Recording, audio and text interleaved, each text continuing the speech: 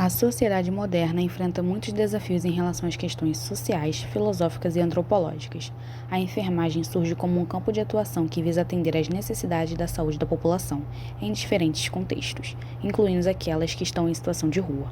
A filosofia e a antropologia contribuem para a compreensão das complexas relações entre os indivíduos e a sociedade em que vivem, e refletem sobre as bases morais e culturais da prática da enfermagem.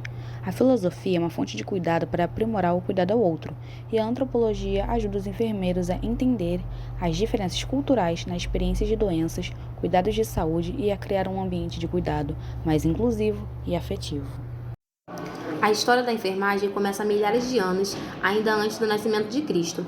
Nessa época, a humanidade ainda não sabia muito sobre doenças e eram consideradas castigo divino. Mesmo assim, os enfermos recebiam cuidados, principalmente de mulheres. Com o tempo, esse trabalho foi ganhando destaque na sociedade, até que se tornou uma profissão. O modelo de enfermagem que conhecemos nos dias atuais, porém, surgiu por volta de 1840, quando Florence, uma mulher rica e muito religiosa, desenvolveu métodos para tratamento de feridos de guerra. Os estudos de Florence serviram como base para muitos avanços na área, como o desenvolvimento de novos procedimentos e técnicas de cuidado.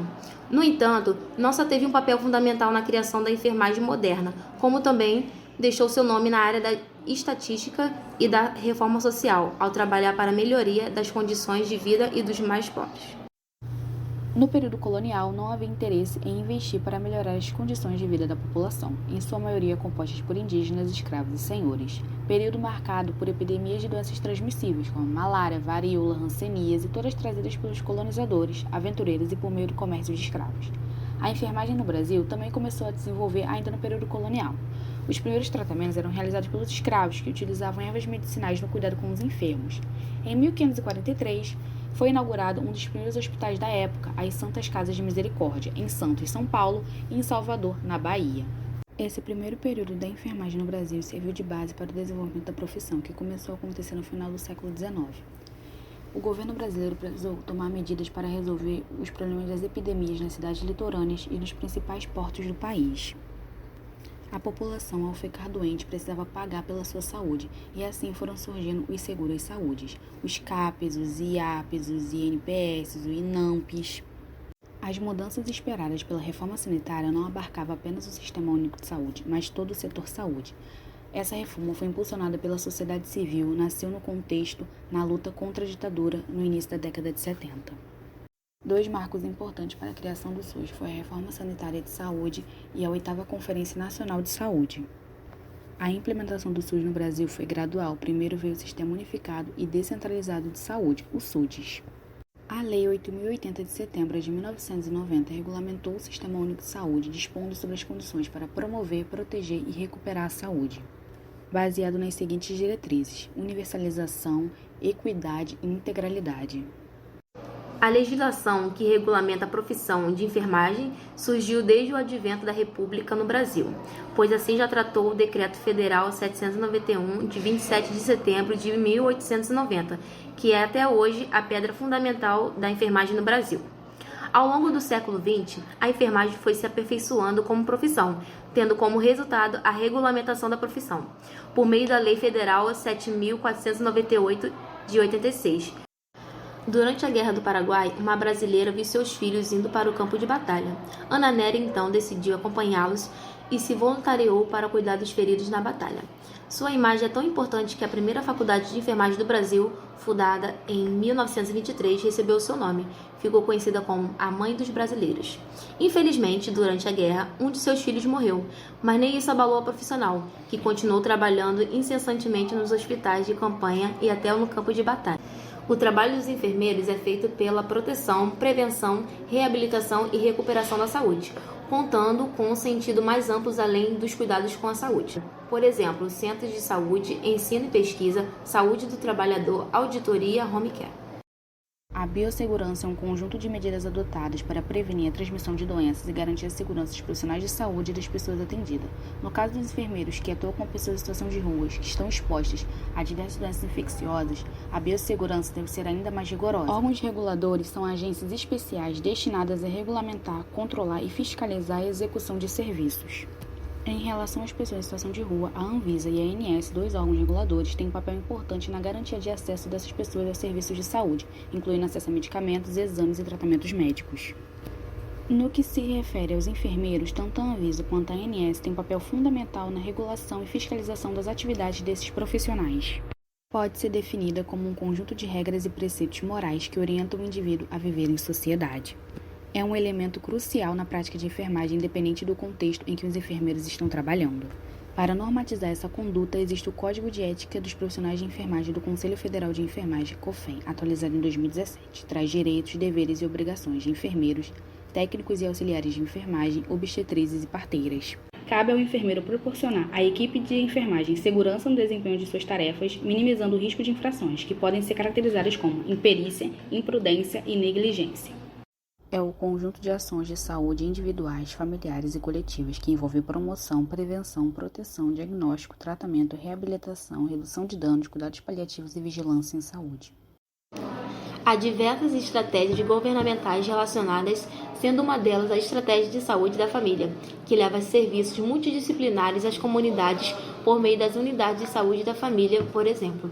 Consultas, exames, vacinas, radiografias e outros procedimentos são disponibilizados aos usuários. Essa atuação vai desde o diagnóstico de enfermagem, passando pelo planejamento e implementação de estratégias de cuidado, promovendo a saúde, realização e acompanhamento de tratamentos e reabilitação, sistematização do cuidado dentro da atenção básica em todas as fases da vida humana, desde a gestação até a morte, dentro do cuidado integral do paciente, o atendendo no seu entorno biopsicossocial. Deve ser pautada uma abordagem humanizada e acolhedora, valorizando a escuta ativa, a empatia e o respeito à dignidade humana.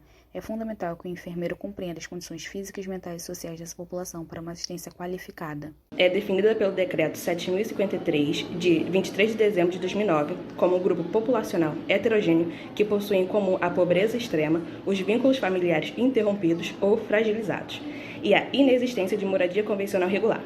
Os dados estatísticos apontam que o número da população em situação de rua aumenta à medida que a desigualdade social cresce. As condições de vida nas ruas são extremamente difíceis e expõem a esses indivíduos a uma série de riscos à saúde, incluindo doenças infecciosas, desnutrição, transtornos mentais, dependência química, violência e exploração sexual. A falta de acesso a cuidados médicos e serviços de saúde básicas aumenta o risco de doenças e complicações de saúde crônicas. Está inserida numa condição social de vulnerabilidade, perigo e sobrevivência, onde desempenha trabalhos múltiplos e arriscados. Vários são os fatores que levam a pessoa a essa condição, tais como abandono, desafeição familiar, abusos, perda de atividade laboral, entre outros. Os direitos humanos são identificados como princípios ou valores que permitem às pessoas afirmar sua condição humana e participar plenamente da vida. Esses direitos permitem ao indivíduo vivenciar plenamente sua condição biológica, psicológica, econômica, social, cultural e política. Portanto, são considerados fundamentais para a existência humana. Segundo a Constituição Federal de 1988, os direitos sociais são reconhecidos a todos aqueles que buscam fornecer amparo, auxílio e proteção a quem deles necessitar. Desse modo, eles estão arrolados na Constituição Federal de 1988, no artigo 6. As pessoas em situação de rua são frequentemente privadas do acesso ao serviço de saúde e aos seus direitos sociais básicos, o que as coloca em risco de diversas formas. Elas enfrentam obstáculos como a falta de registro civil, a falta de um endereço fixo, a descrição por parte dos profissionais de saúde e as condições precárias de higiene e alimentação. Isso pode levar a uma série de problemas de saúde. A estratégia Consultório na Rua foi instituída pela Política Nacional de Atenção Básica em 25 de janeiro de 2011 pela Portaria número 122 e visa ampliar o acesso da população em situação de rua aos serviços de saúde, ofertando de maneira mais oportuna atenção integral à saúde para esse grupo populacional, o que se encontra em condições de vulnerabilidade e com os vínculos familiares interrompidos. Sua característica mais importante é oferecer atendimento no próprio espaço da rua, preservando o respeito ao contexto sociocultural da população. Deve ainda estar alinhado às outras diretrizes a alguns territórios onde o consultório na rua atua no Rio de Janeiro. Para a realização das atividades, as equipes dispõem de uma base de saúde móvel, servindo tanto como meio de deslocamento para elas, quanto para o envio e transporte de medicamentos e materiais necessários para o atendimento. Cada atuação pressupõe reuniões da equipe, análise acerca de determinadas situações de trabalho e territórios, sempre em função das melhores tomadas de decisão e de execuções bem feitas de qualquer trabalho médico-terapêutico a ser realizado. Atividades noturnas também são planejadas e colocadas em prática. O consultório na rua são formados por equipes multiprofissionais, podendo fazer parte dela as seguintes profissões: enfermeiro, psicólogo, assistente social ou terapeuta ocupacional, agente social, técnico de enfermagem ou auxiliar de enfermagem, técnico em saúde bucal, cirurgião dentista, profissional/professor de educação física ou profissional com formação em arte e educação. Além dos consultórios na rua, na rede do SUS, são portas de entrada para atendimento da população em situação de rua, unidades de saúde da família, centros de atenção psicossocial, unidades de pronto atendimento, hospitais, serviços de atendimento móvel de urgência. A saúde é um reflexo direto das condições socioeconômicas da população. O crescimento desordenado das cidades, a falta de saneamento básico, as condições de moradia e de trabalho, a alimentação, a educação, aspectos vistos até agora enquanto dimensões da desigualdade são fortes determinantes sociais de saúde. A população em situação de rua é particularmente vulnerável aos efeitos negativos desses determinantes de saúde, pois muitas vezes enfrenta uma série de desafios que causam sua saúde física, mental e emocional. A Política Nacional para a População em Situação de Rua foi instituída pelo Decreto 7.053, de 23 de dezembro de 2009, para assegurar o acesso amplo, simplificado e seguro aos serviços e programas que entregam as diversidades políticas públicas desenvolvidas pelos órgãos do governo federal. Dentre os objetivos da política, podemos destacar assegurar o acesso amplo e seguro aos serviços e programas que integram as políticas públicas de saúde, educação, previdência, assistência social, moradia, segurança, cultura, esporte, lazer, trabalho e renda, entre outros. O ciclo da vida é algo inevitável para todos, desde o nosso nascimento até a morte. Para muitas pessoas em situação de rua, o ciclo da vida termina com a perda de um emprego, o término de um relacionamento ou a morte de um ente querido. A queda na classe social, a impossibilidade de pagar aluguel e a dependência de drogas ou álcool são fatores que frequentemente contribuem para essa vulnerabilidade. As pessoas em situação de rua são privadas dessa fase e enfrentam uma série de desafios como a falta de acesso à saúde, educação e outros serviços básicos. Vítimas de abuso e negligência sofrem com a falta de segurança e proteção por parte de suas famílias e comunidades. A gestação e a velhice são fases que demandam cuidados especiais, uma vez que nas ruas a luta pela sobrevivência se torna constante. Dificuldades como alimentação, vestuário e higiene pessoal tornam o dia a dia ainda mais desafiador. As barreiras impedem que essas pessoas consigam sair do ciclo da pobreza. A família é uma das instituições mais importantes da sociedade. No entanto, nem sempre é possível contar com o suporte familiar, especialmente para pessoas em situação de rua. Pode-se afirmar que o que leva as pessoas para a rua são problemas diversos, mas o maior deles é a quebra de vínculos familiares. As brigas em famílias são fatores primordiais para esse afastamento. Com isso, a relação afetiva com outros indivíduos, mesmo que não familiares, torna-se ainda mais importante para a sobrevivência. O processo de doença e sofrimento psíquico para pessoas em situação de rua é complexo e multifacetado. Essas condições em que vivem podem ter um impacto significativo na saúde mental dessas pessoas e contribuir para o desenvolvimento de problemas psicológicos e psiquiátricos. Um morador de rua chega à clínica com uma forte dor no peito. O enfermeiro o atende, está com pressa e visivelmente irritado com a situação. Não se apresenta e mal olha para o paciente, enquanto pergunta sobre seus sintomas. Faz um exame superficial, prescreve um medicamento sem explicar para que serve ou como tomá-lo. O paciente percebe a falta de empatia do enfermeiro e se sente desrespeitado e desamparado. Ele sai da clínica sem entender o que aconteceu ou como pode se cuidar. Como resultado, sua dor piora e ele acaba sendo levado a uma emergência, onde é diagnosticado com um problema cardíaco grave, que poderia ter sido evitado com um tratamento adequado. Um paciente em situação de rua chega na clínica com uma ferida aberta no pé. Em um cenário humanizado, o enfermeiro se apresenta, ouve sua história com atenção, pergunta sobre suas condições de vida e oferece a ajuda necessária. Examina a ferida com cuidado, explicando cada procedimento a ser realizado, garantindo um atendimento confortável e sem dor. Prescreve medicamentos, curativos adequados e o orienta a como tratar sua ferida e que pode retornar à clínica a qualquer momento.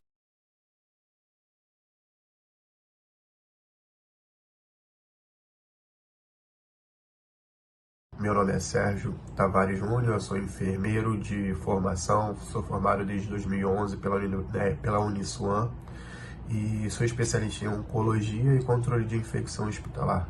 Hoje eu atuo como controlador de infecção e enfermeira emergencista numa unidade de pronto atendimento de trauma ortopedia, né?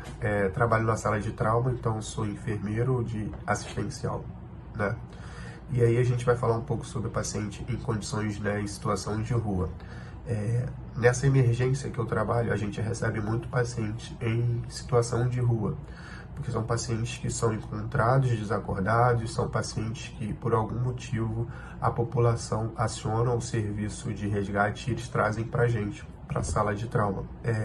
Muitas das vezes vai para a sala de trauma porque a gente não tem muita história desse paciente, e essa é a nossa maior dificuldade. A gente não ter um histórico, a gente não ter como tirar desse paciente informações, ou porque ele está desacordado, ou porque ele é muito arredio, ou porque ele também não tem informação, não tem documentação, e aí a gente não consegue seguir com essa parte social. Mas o atendimento ele é dado da forma normal, como acontece com todos os outros pacientes. Não existe distinção entre pacientes, até porque o paciente ele é individualizado. Cada paciente, como se fosse único, né? O atendimento ele existe, os protocolos existem para suas patologias, para suas queixas, mas o paciente ele é único. Ele não é um paciente que é encarado de uma forma diferente para enquanto enfermeiro atuar, né? Quando esse paciente ele passa pelo nosso atendimento, é acionado o serviço social, que dali dá seguimento com identificação desse paciente, identificação civil, busca de familiar, endereços, e quando esse paciente recebe alta também, o serviço social atua com o retorno desse paciente para a sociedade ou para unidades de apoio, né, abrigos que ficam disponíveis para a rede quando possível. Em relação a protocolos, não existe, pelo menos nas unidades que eu trabalho, nunca me foi apresentado protocolos de atendimento para esse tipo de paciente, e nem treinamento, né? A gente acaba se especializando conforme vai recebendo esses pacientes. Eu acho que precisa ter um protocolo. Eu tenho experiência com outros tipos de protocolos e precisa ser um pouco cuidadoso quando a gente institui protocolos. Se ele não é bem implementado, esse protocolo ou esse paciente, quando ele se encaixa num protocolo, ele acaba virando um formulário, porque todo protocolo vem em seguida um formulário para ser preenchido. Então, assim, se o protocolo foi instituído para preencher números, a gente não atende esse paciente da forma correta, a gente não atende esse paciente de forma eficiente, né? Então, assim, a gente precisa ter muito cuidado quando a gente fala sobre protocolos para atendimentos, né? Não podemos separar os pacientes. Eu acho que assim, a gente não deve olhar diferente, né, para os pacientes. A gente precisa ter cuidados, precisa atuar num segundo momento de forma diferente, mas enquanto emergencista a gente não tem esse olhar para qualquer tipo de paciente, tá? Obrigado e que seja de bom proveito aí.